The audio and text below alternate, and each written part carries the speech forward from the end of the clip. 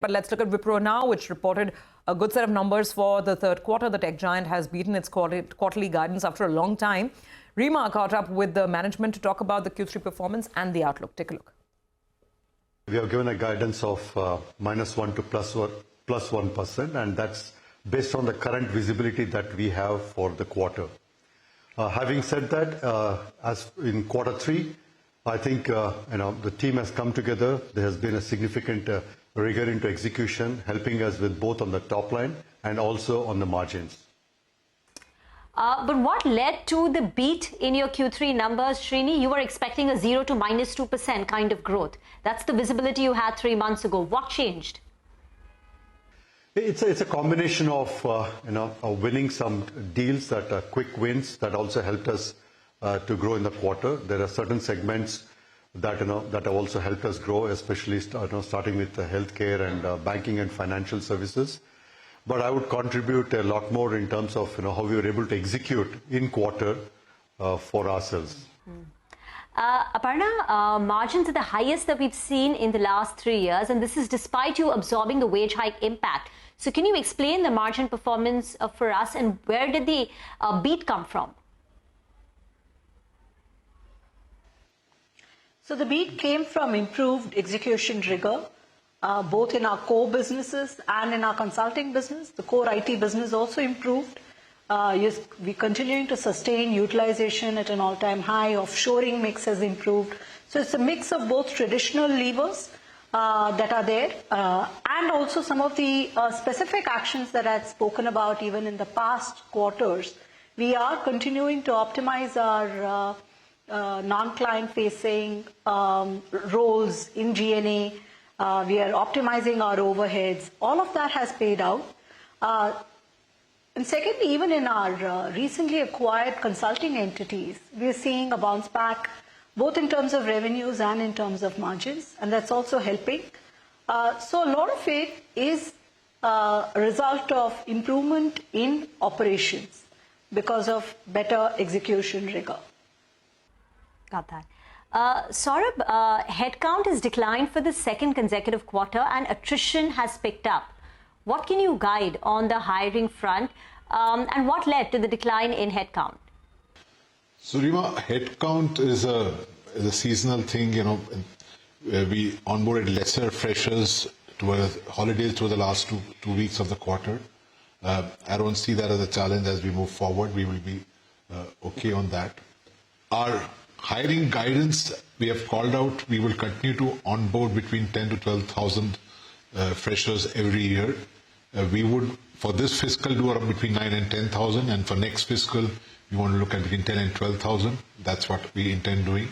The good news is that we have been able to clear all backlog of all offers which we had made in the past. We have honored our commitment and onboarded all those people.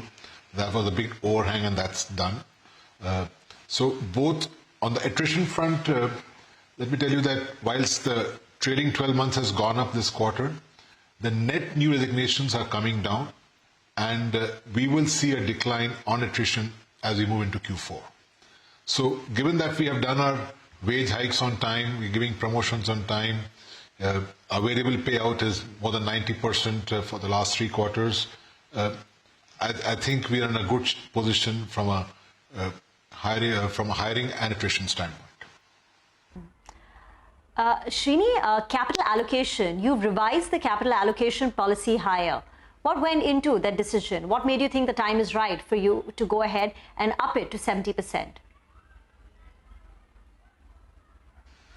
So maybe I'll let Aparna speak about that. Over to you, Aparna. Yeah. So, Rima, we've had free cash flow generation, which is upwards of 130% even year to date. We had a very strong cash flow generation for the last 2 years. Our cash is at an all-time high, and we felt this was the right time. We also laid out our strategic priorities, and we are very clear that we are now ready to increase the committed payout levels, and therefore we have done that. We've also announced an interim dividend of ₹6 per share, which is substantially more than what we have done in the past. So increased capital allocation and increased dividend quantum. Srini, can you talk to us about the discretionary demand? In which verticals are you seeing a pickup, and what has changed in the last 3 months? And when do you expect discretionary spending to become a little more broad-based? So at this point in time, the way we see it, a lot of budgeting processes going on with our clients across, January being the beginning of the year. Having said that, and if you look at our current pipeline, and if you look at the story around Capco, we see the discretionary spend coming back, but slowly. In terms of the specific industries, I think, banking, financial services is definitely right there. And, typically, if you have seen, when the discretionary spend comes back in banking and financial services, other industries catch up. I think, that's what we're waiting and watching at this point in time.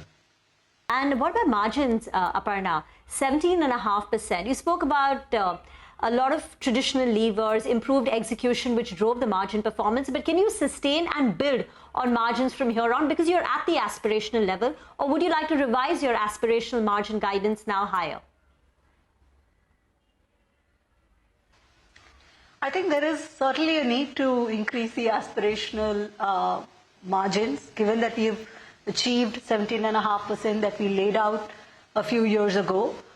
It's good to be in this place. It has been accomplished, with all the right investments being made in our people. Saurabh spoke about it, and that's what makes this even better.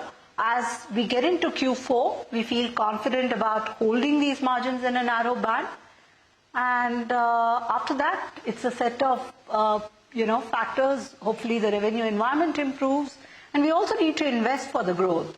Very confident sounding top brass at Wipro, talking about some pickup in discretionary demand, though they're saying the pickup is a little slow. But on capital allocation, the street should be happy with the fact that this huge pile of cash they're sitting on, they're willing to share more of it with shareholders, and that margin performance has been really sublime, all of it coming through via better execution.